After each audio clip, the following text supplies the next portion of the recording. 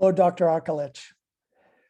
Dr. Errol Arkilic, a nationally recognized leader in technology transfer and entrepreneurship, is the Chief Innovation Officer at the University of California, Irvine, and Executive Director for UCI Beall Applied Innovation.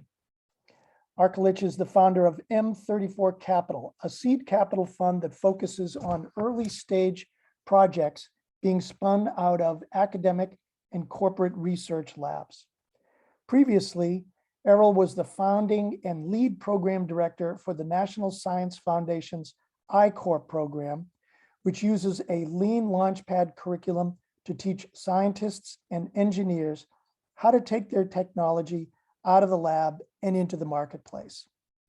Also at the NSF, he was the lead software and services director for the Small Business Innovation Research and Small Business Technology Transfer programs.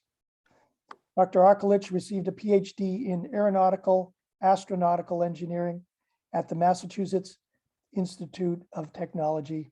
Welcome to Trusted Peer, Errol. Thank you, Philip. You have done extensive work with the Lean Startup method, both at the NSF and with M34. Is Lean Startup now the lingua franca of innovation, the common language of entrepreneurship? I think most of it is. Certainly the parts around experimentation and around assessing opportunity using minimal viable products and looking to value propositions as the center of the activity. Many of the elements are the lingua franca of innovation. So the answer is, yeah, I think for the most part, there are some parts of the Lean Startup that get mixed or missed as in the application. But for the most part, this is what I thought, this is what I did, this is what I learned, this is what I'm going to do next, is the Lean Startup, and it's embedded in the lingua franca of innovation. With the NSF iCORE program and M34, your focus has been on commercializing research out of academic research. However, not all first-generation university students are entrepreneurs from technology research. Do the programs you have used at NSF also work for lower tech ideas from non-engineering, non-technical student entrepreneurs? I think the innovation core and the Lean Startup and the approach of assessing business opportunity using the business model canvas really work well when the opportunity is really being is addressing, or the technology is addressing an opportunity where the business model is not known.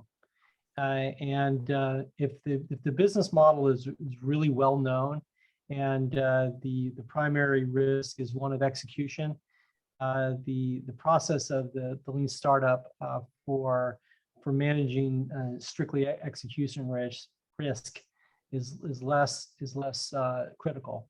And so the way that I think about Lean Startup in iCORE is really that it's the experimental method being applied to commercial opportunity.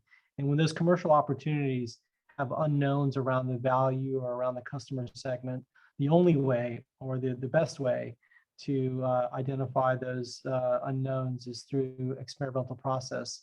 But if those unknowns are don't require the experimental method to uncover, or there are no unknowns and it's just an execution, then it's really a lot of overhead to undertake the scientific method to explore something that's already well known. For executives like myself, whose education preceded the entrepreneurship wave over the past 15 years, what should the curriculum of university exec programs cover in terms of innovation and entrepreneurship? Well, I think probably the things that are most critical are the using a scientific approach to understanding your business opportunity, your innovation, your entrepreneur path, and that really is almost philosophical or cultural way of looking at innovation and entrepreneurship. The framework of the business model canvas is a beautiful framework, but it's just one of several. And as a framework, I happen to like it because it puts things in pretty clear contrast. And so I think that thinking about the scientific method being used through customer discovery and using some sort of laboratory notebook like the business model canvas, those two concepts tied together are really foundational. And then what I would suggest is that there are a couple of psychological elements that you have to be probably attuned to, which is the cognitive biases that we bring to the table, because those cognitive biases often make the exploration process more difficult than it otherwise needs to be. And when you look at the world through lenses that are already predefined, sometimes it's hard to get to the truth. UCI's Beall Applied Innovation program plays a critical role in building the modern and inclusive American dream by accelerating discoveries that matter, providing entrepreneurs what they need to succeed, and promoting a powerful and potent economy by creating connections between UCI and industry. How are you creating those connections, and how will you expand those connections? Well, really, the role that we play at UCI is one of impedance matching. So we help those who have a concept for an innovation really explore the commercial potential by going out and talking to customers and running experiments and developing MVPs. And oftentimes, the skill set of running those experiments and MVPs is really our greatest contribution. We certainly can't contribute at the science level across a broad range of activity. We can't also provide deep connections in everywhere that somebody has an innovation. But from the standpoint of skill sets and how do you run experiments, that is a generalizable skill. And that's something that we can provide excellence at. And then as we build out capability, our domain experience comes to bear, and then we can provide connections and collaborative opportunities that take sometimes years to be able to build just through the connections that we have personally. And so the network provides an important contribution for those that don't have a network, frankly.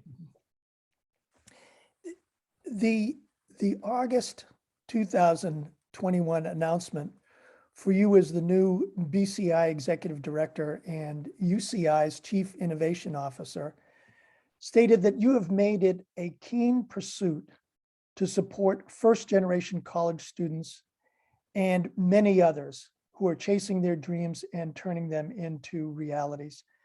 What are the tools that you are providing to first-generation college students to enable them to chase their dreams?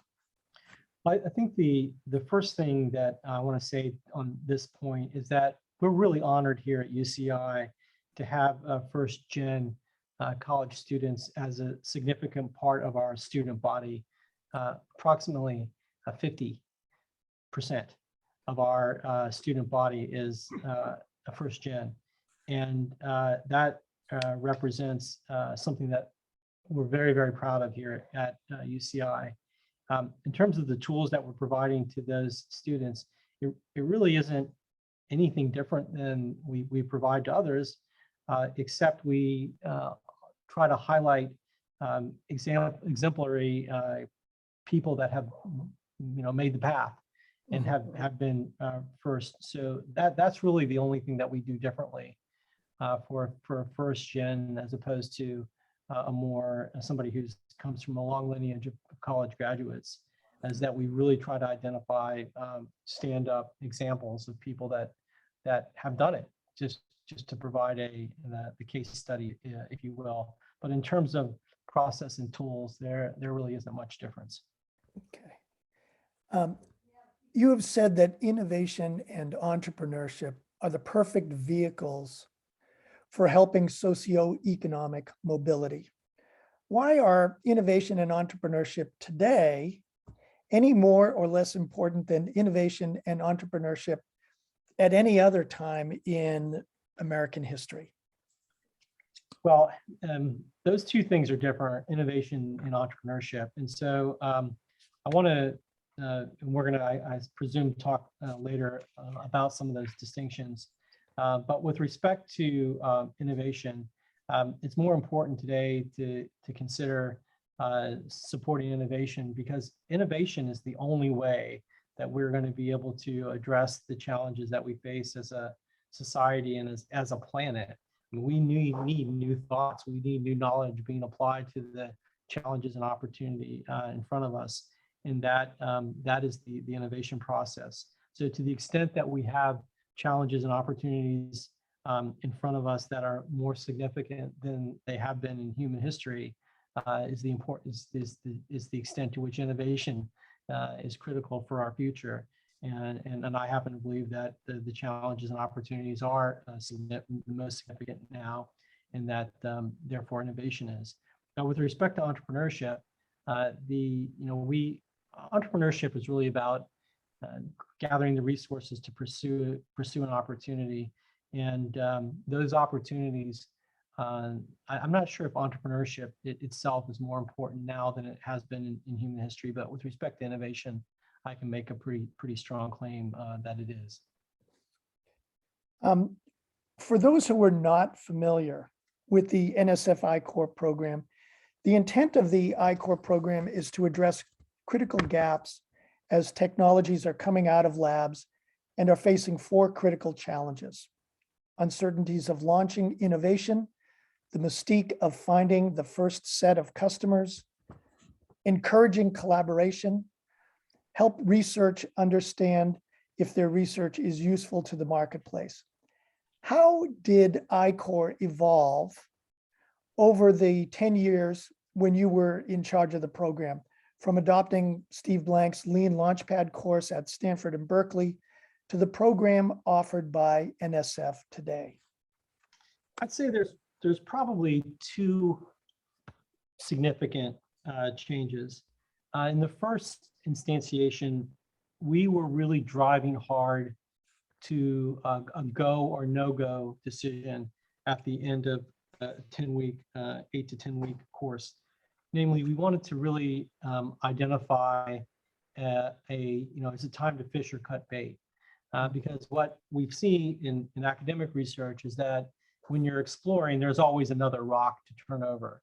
And of course, when you're in an entrepreneurial environment, you run out of resources before you run out of rocks.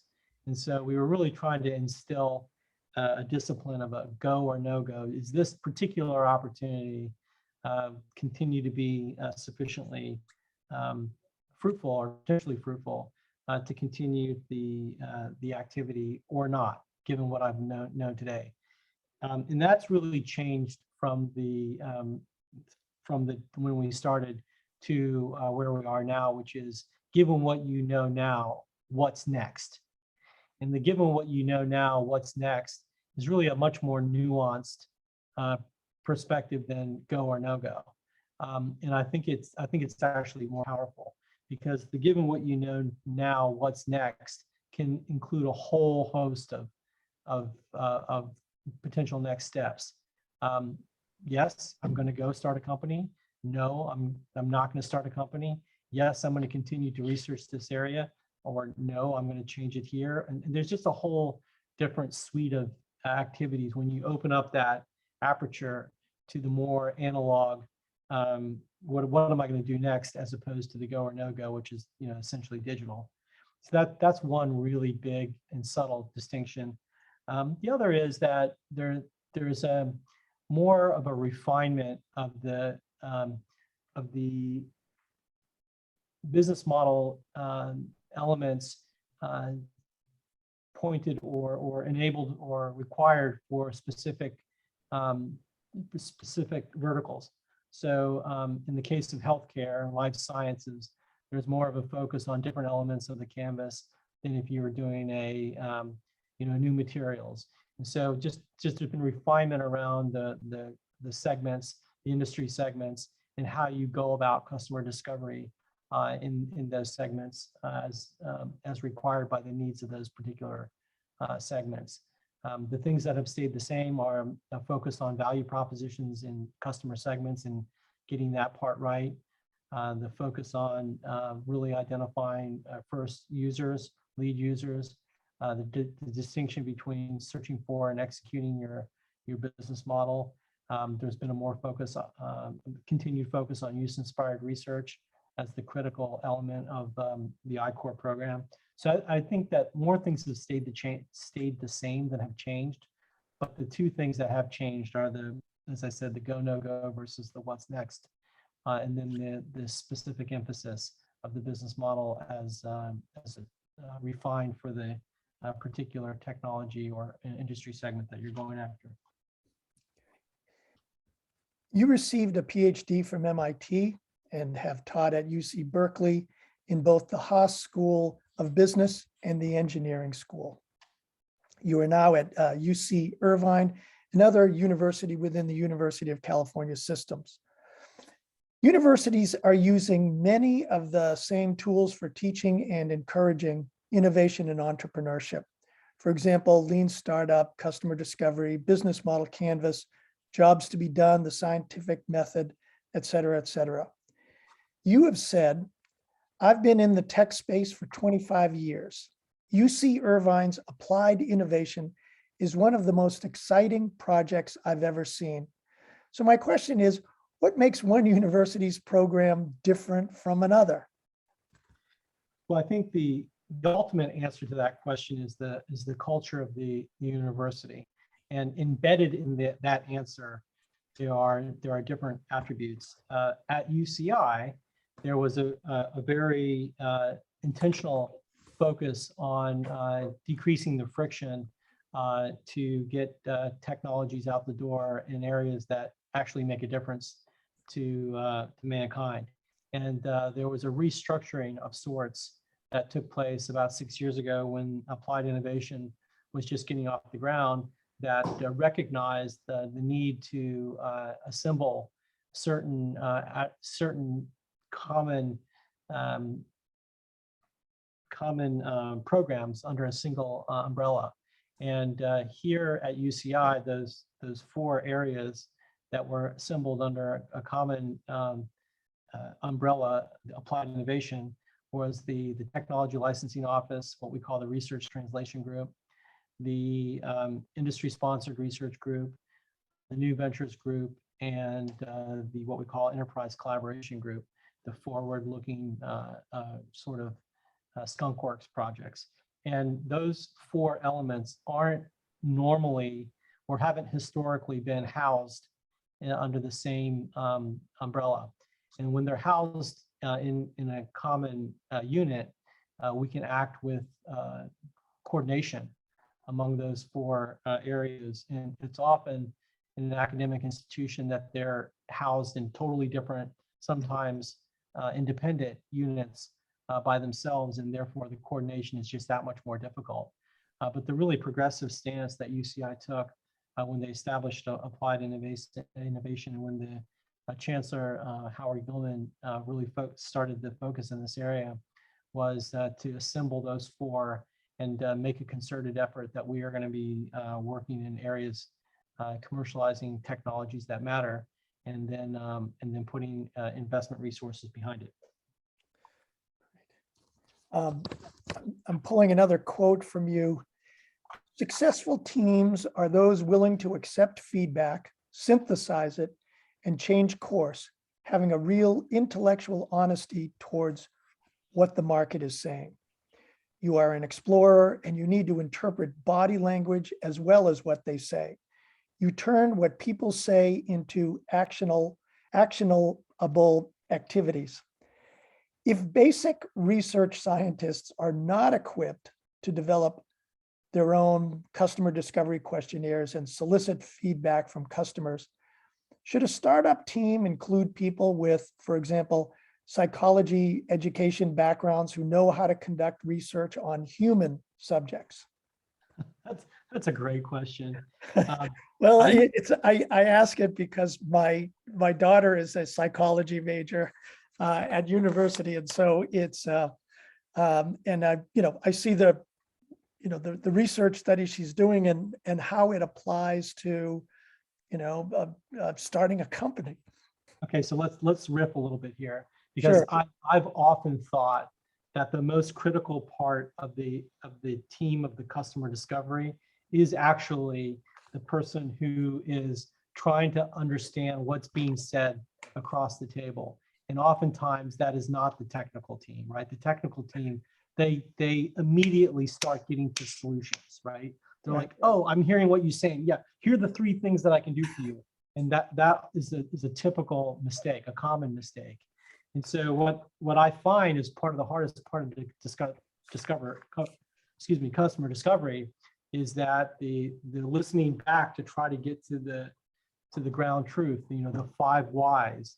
And the people that I found that are really good at that are I think of them typically as sociology, but psychology very, very common. Sociology because it's more of a group, but certainly psychology because you're trying to get a signal from the noisiest, most difficult subject known to man, namely man. You're trying to take that information that's coming back and is very, very the signal to noise ratio is it's really challenging when you're talking to people, right? To really understand what they're saying, what they're really saying. Mhm. And so the answer to your question is a yes, resoundingly.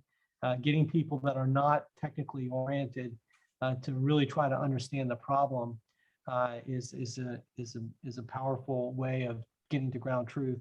And oftentimes that is not the technical founder. The technical founder needs to be in those conversations because they've got to very quickly assess whether the real problem can be addressed by the technology. And if you don't have a high fidelity, if you can't close that loop with high fidelity, it's hard to get the solution fit to the problem at hand. So I think it's important that the technical founder be there, but I also think it's really critical to have somebody on the table that knows how to interpret signals coming from humans. Yeah, the customer discovery process, I mean, it's essential to the lean startup method. Yet people, as you have said, is they confuse customer discovery with asking, if I build this, would you use it? So, it's how should we be viewing customer discovery? I think it really, customer discovery revolves around identifying pain points at its essence. And not if I build it, would you use it, but tell me what your pain is. And then I have to ask myself in the back of my mind, do I have a solution to address that pain?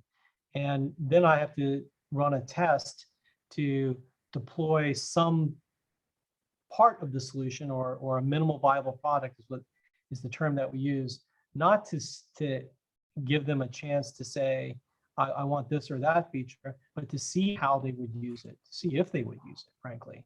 Not to ask them if they would use it, but give it to them and say, use it. And if they use it, then you've got a strong signal. If they don't use it, you got another signal. So people are often really bad at telling you what they will do and really good at showing you what they would do. So you've got to use the tools to get to the ground truth by seeing how those are used in the field, so to speak. You've said that the art of being a good innovator and entrepreneur is to identify those opportunities that are temporal in nature. The waves come and you ride them. The inexorable movement of the market trumps everything. So if the inexorable movement of the market trumps everything, as an entrepreneur, how should I account for luck? Well, I don't really know how to account for luck. I think that what people call luck really in part interpreting the waves and the movements in the market. And sometimes you just happen to be at the right place at the right time, and you hop on the wave, and the wave carries you. And those are good, those are good places to be. And sometimes you're in the wrong, you're in the wrong part of the cycle, and you get crushed. Even though you're providing somebody the solution to somebody's problem, and the market is just not giving you the benefit of the timing, and that happens all the time.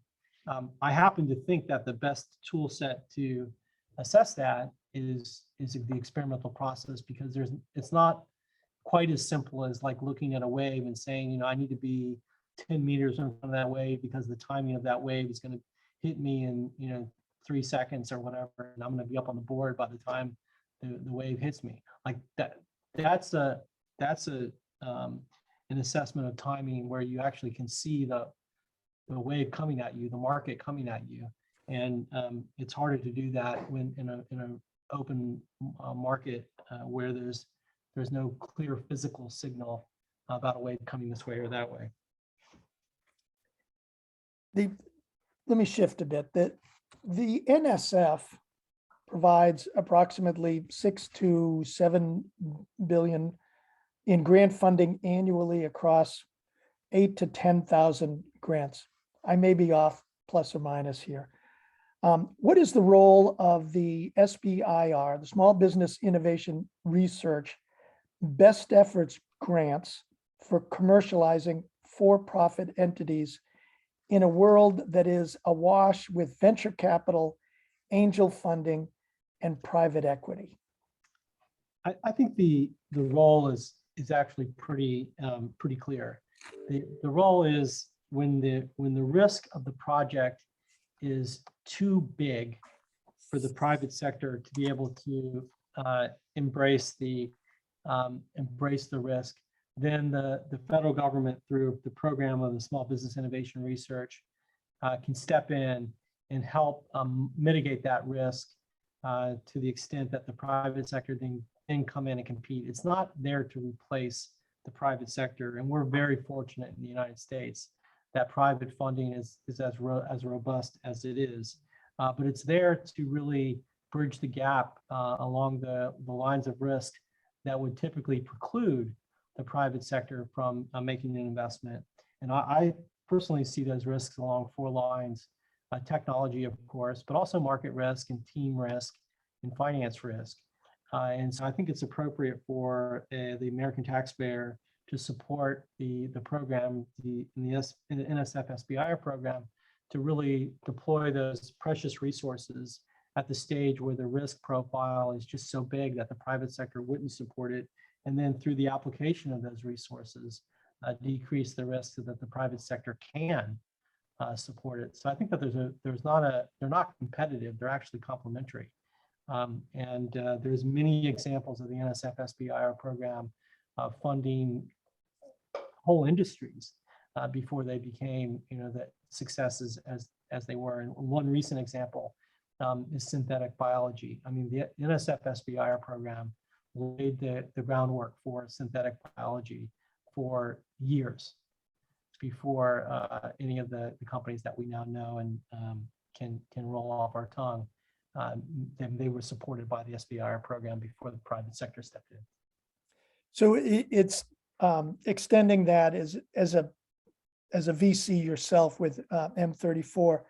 Are there some types of innovations that work for venture capital and some types of innovations that require a more patient type of investment beyond the business model of venture capital?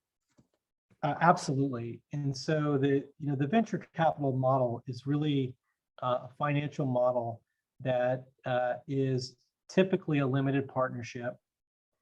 That means that there are investors that invest capital and they expect a return, and their typical return timeline is 10 years, sometimes longer. And then the people who are investing that capital have a very straightforward motivation. They get a small percentage of the capital under management as a fee. Usually it's 2%. And then they get to participate in the profit. They share in the profit that's returned to the investors. Typically it's 20%. So those, those structures make a very, very, they require a very prescriptive type of investment. You have to be able to get out of the investment in about 10 years. You have to be able to return risk adjusted, something better than the stock market, and you have your investors are getting a fee, which drives the economics of the business, and so you get this very structured investment vehicle that really can only invest in certain types of investments. And so if your investment is outside of that profile, or your opportunity is outside of that profile, the venture capital business model keeps the venture capitalist from making an investment because it just doesn't fit their business model. And so if it doesn't fit the business model, it doesn't fit their strategy. And if it doesn't fit their strategy, there's no way in hell you're going to be able to get an investment from that type of class of capital.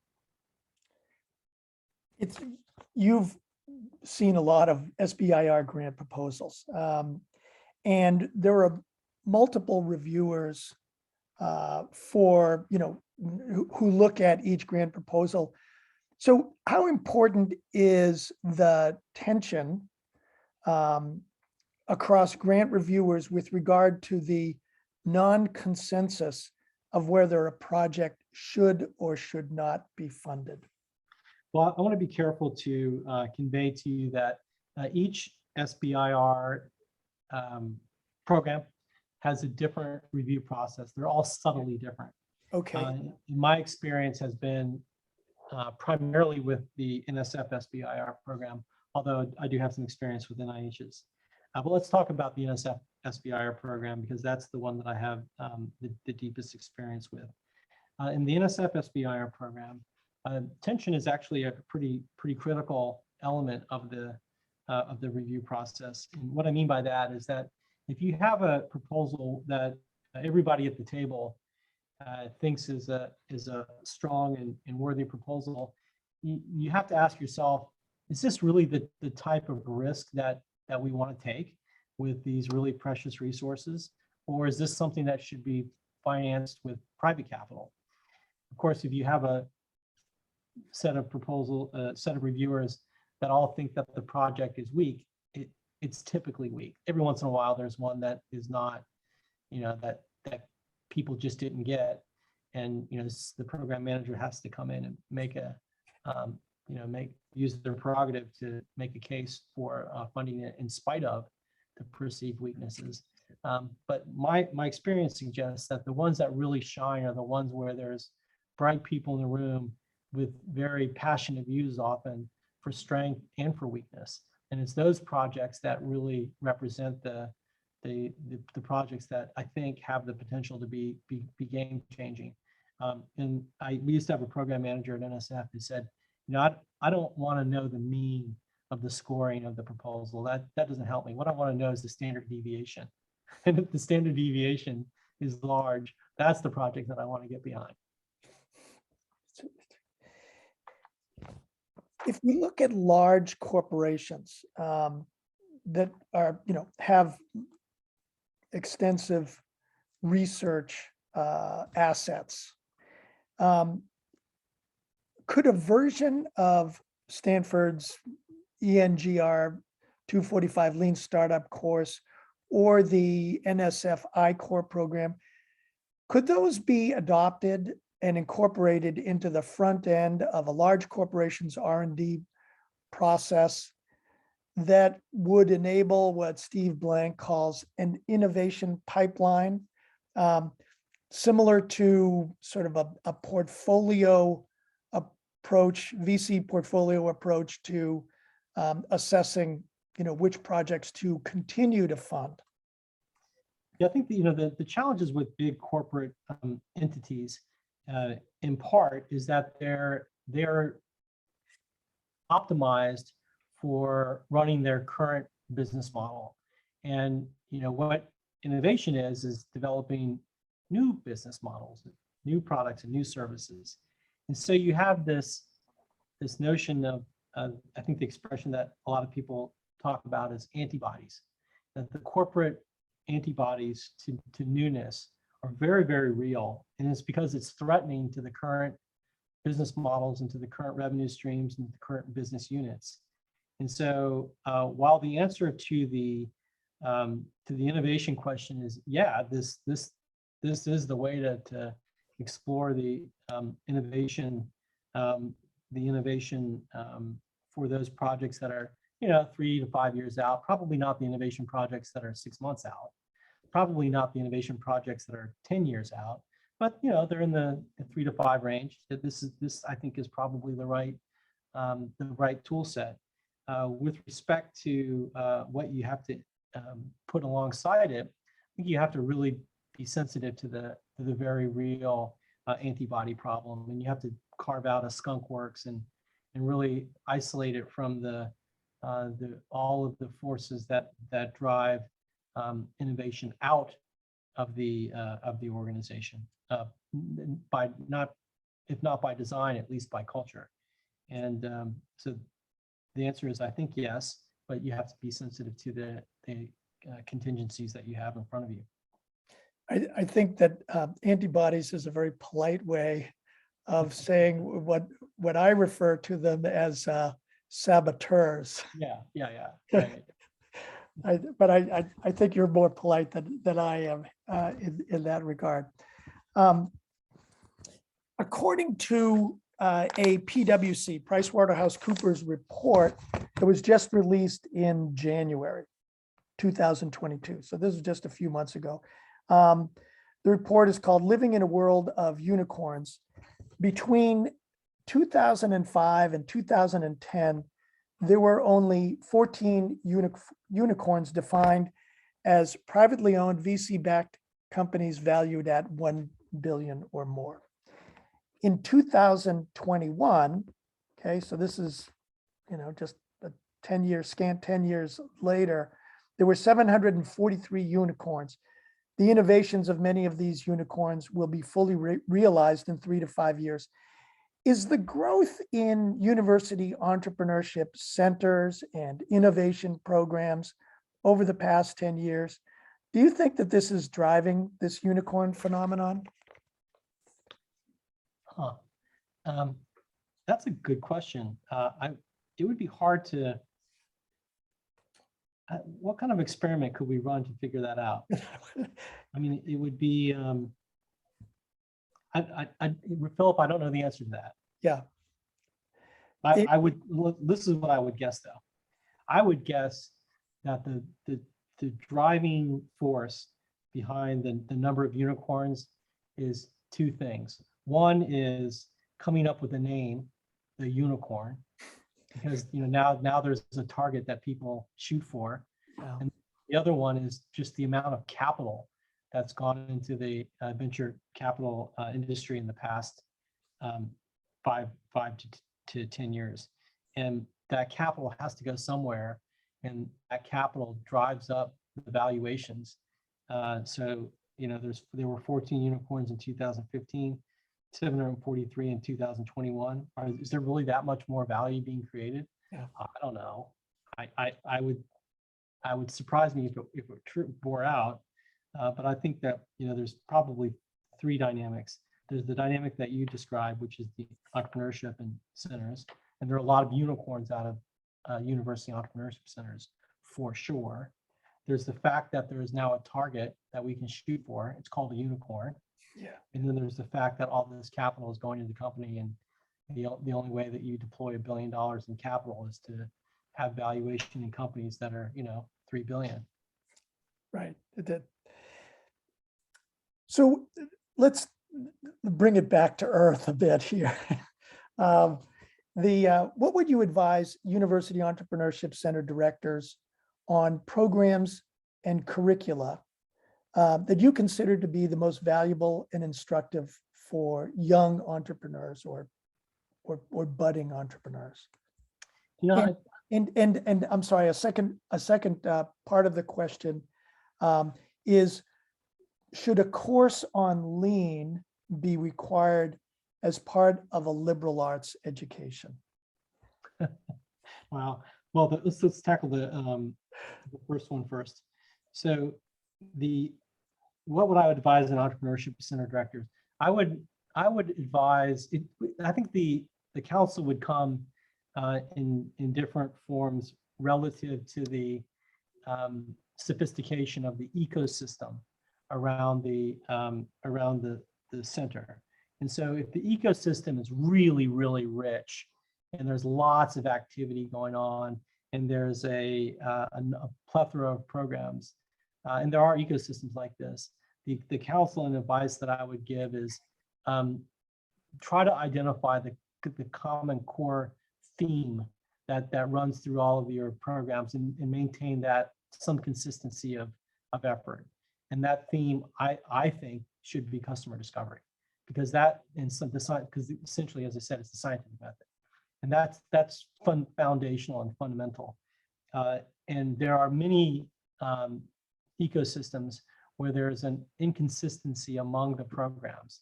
Like one will do a business model, and then the other one will do a business case, and another one will do case studies, and another one will do, and people get confused by the number of different slices at the activity, and then they end up focusing on the wrong things. They focus on discounted cash flow when they should be focusing on value proposition first and foremost.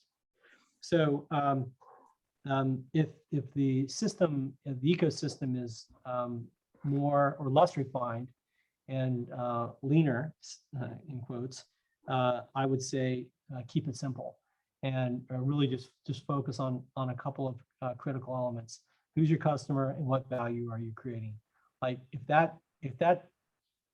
you don't get that right, nothing else matters. And if you get that right, it really takes care of so many of the other problems go away. If you get big customer base with a compelling problem and you're creating value for them, like that's really the only thing that you need to focus on, at least for the first short steps before you get into the execution mode. So I would think that the counsel that I would give would be dependent upon the nature of the ecosystem. If the ecosystem is young and not mature, keep it simple. If the ecosystem is rich and complex, try to maintain some continuity. And when you're talking about ecosystem, you're talking about the location of the university. Like, is it within Silicon Valley? Does it have that? Is that what you mean by, or in Boston, or or out in a rural, smaller liberal arts college type ecosystem? Is that what you're referring to? When I'm talking about ecosystems, I'm talking about, yes, the geography in which the university sits, but also just the programs within the university. Like those programs within the university aren't in isolation from the geography. And are those programs integrated with the community? Yes or no? Are the programs across the school? Are they in the School of Business? Are they School of Engineering? Are they, do you bring in faculty members that are adjunct from the outside to teach these courses? Like that's what I mean by the ecosystem. All of the exogenous stuff. That does include obviously the geography, but it's more than just the geography. It's what does the program suite look like across the landscape. With respect to should the Lean startup or Lean be part of a liberal arts education, I think that the scientific method is literally the most powerful tool that man has ever developed. Full stop. And if you are getting ready to walk into an unknown, that is, walk into something that nobody knows the answer to, there really is only one powerful tool to address those unknowns.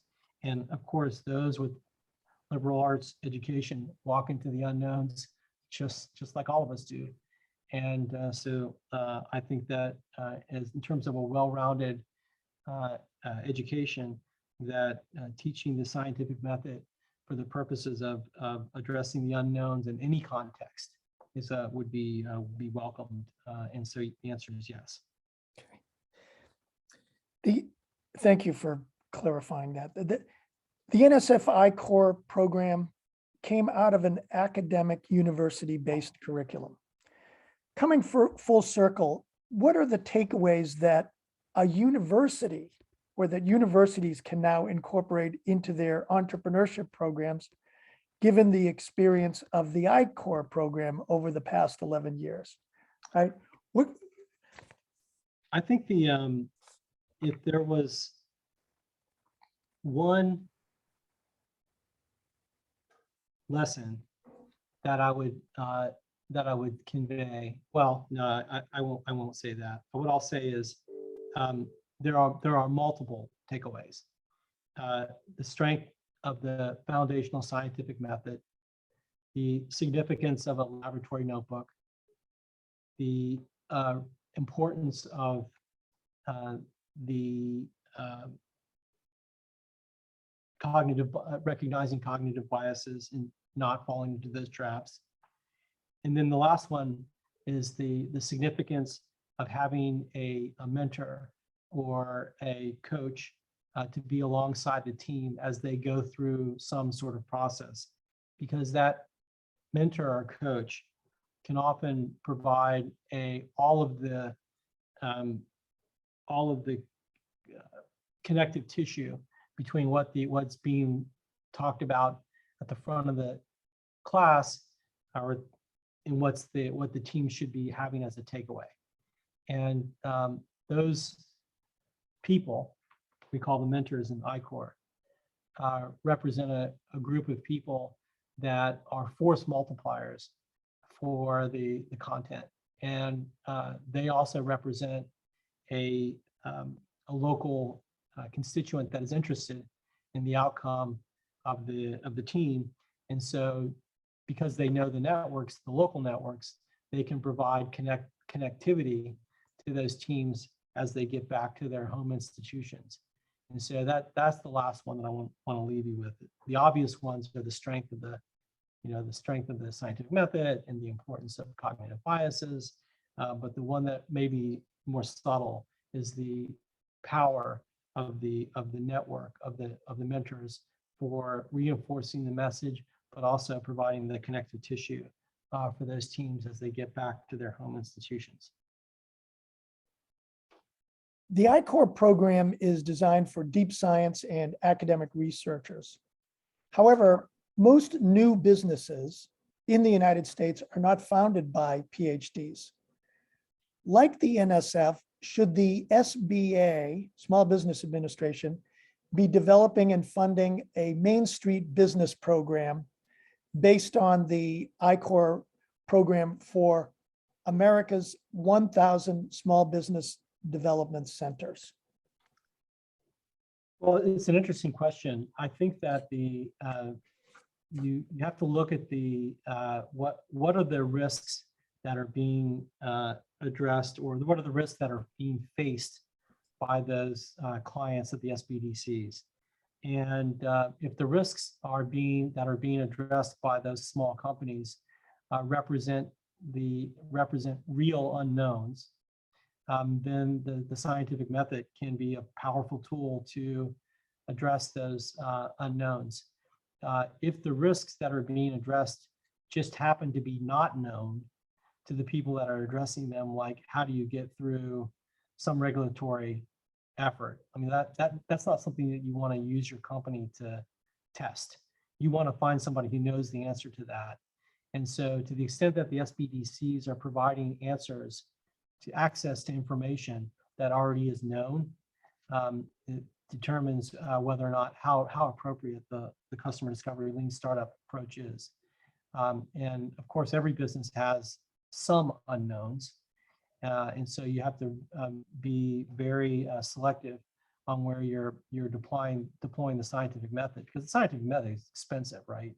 It's not for the faint of heart, and it's also itself a very I mean, it's hard to do.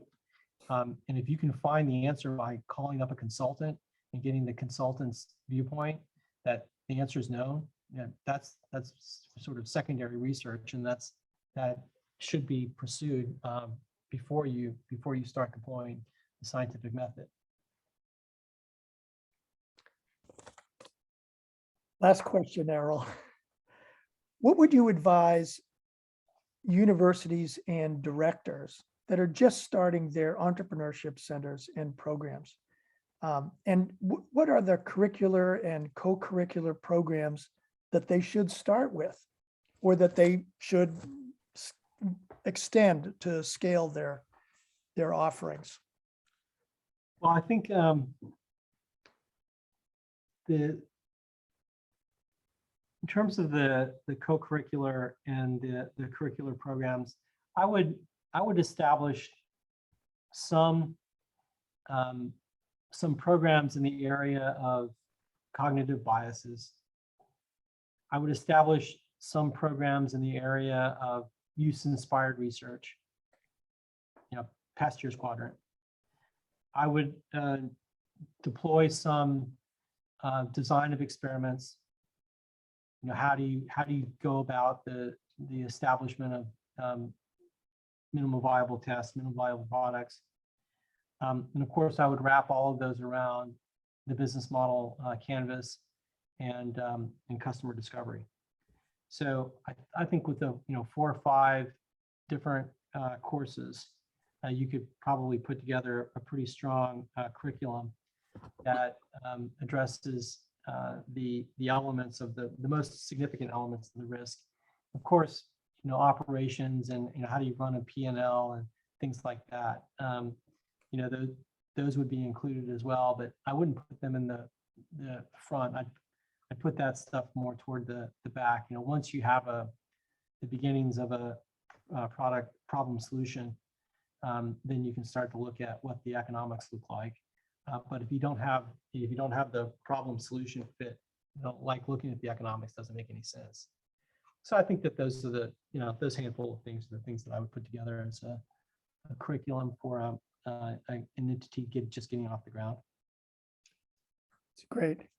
Errol, thank you so very much for your wonderful insights on innovation and entrepreneurship.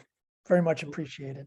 Philip, I really appreciate the time. And again, you did an enormous amount of homework to prep for this. I don't know where you found all those old quotes of mine, but it was nice to see some of them come back, and I'm glad that that they still exist in forms that can be found. So thanks. This is a really rewarding for me to revisit some of these ancient themes, and thank you for reaching out. My pleasure.